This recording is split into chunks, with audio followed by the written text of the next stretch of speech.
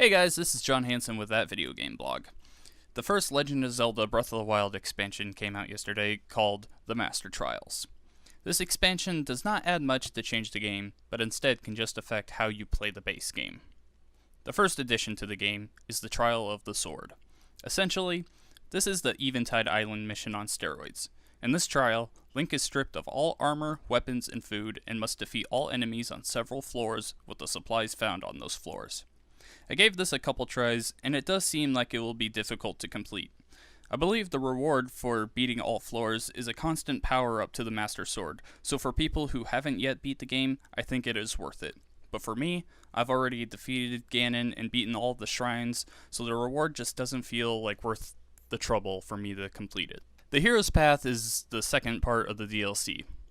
This shows where the player has walked throughout the world on the world map with a green line.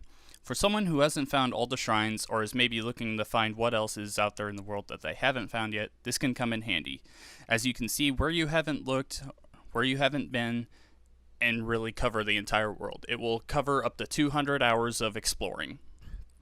Again, for me, I have found everything that I've wanted to find so far in the base game, so I looked at it for a few seconds, said, oh, that's cool, and then I haven't looked at it since.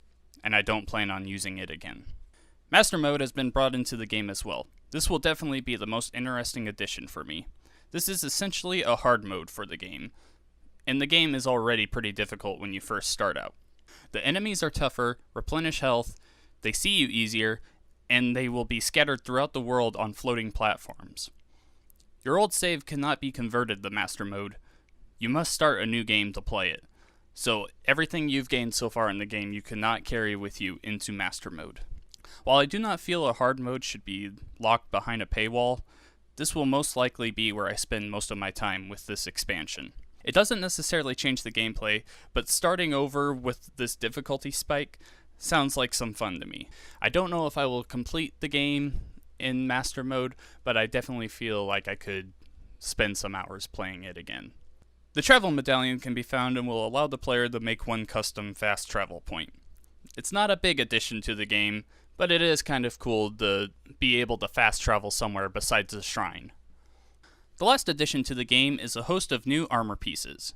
Most of these are fashioned from old Zelda games. This includes Majora's Mask from Majora's Mask, Midna's helmet from Twilight Princess, the Phantom armor from Phantom Hourglass, and Tingle's outfit. These are all cool, but I wasn't impressed with how you get the pieces. There's no fun side mission for each piece. You just read about a hint to its whereabouts and hope you can recognize the reference and go find it. Exploration is important in Breath of the Wild, but just a vague hint for each piece is not compelling enough for me to go find every armor piece. I feel I already have spent too much time walking in circles to find a chest that's just been in the ground the whole time. On a side note, I think the Korok mask should have been in the game from the start.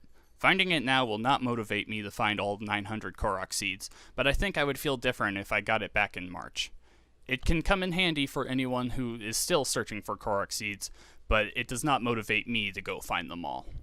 The first expansion pack for Breath of the Wild is good, but nothing amazing. For what is so far my game of the year, this first DLC pack is kind of disappointing. The only way to get the pack is to buy the $20 season pass, which will also get you the second pack that comes out later this year.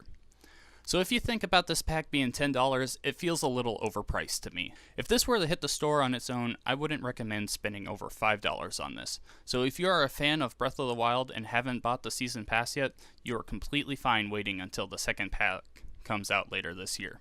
However, if you are a new player to the game, I can definitely see a better reason to purchase this now. For me, the first expansion pass for Breath of the Wild is a 6 out of 10. Hey guys, this is John Hansen with That Video Game Blog. Thanks so much for watching our first review video on our new channel. If you liked the video, leave a like and comment below if you've bought Breath of the Wild Season Pass and what you think of this first expansion. You can also check out our website, That Video Game Blog. The link will be in the description. And be sure to subscribe to our YouTube channel to catch any future review videos. Thanks so much for watching.